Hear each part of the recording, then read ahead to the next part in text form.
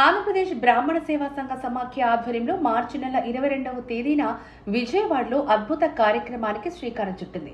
సత్యనారాయణపురంలోని Gayatri convention సెంటర్లో పరాభవనామ ఉగాది సందర్భంగా దేశంలోని విభిన్న విభాగాల్లో విశేష సేవలు అందించిన 18 మంది విశిష్టమైన బ్రాహ్మణ ప్రముఖులకు ఉగాది పురస్కారాలు అందిస్తున్నారు.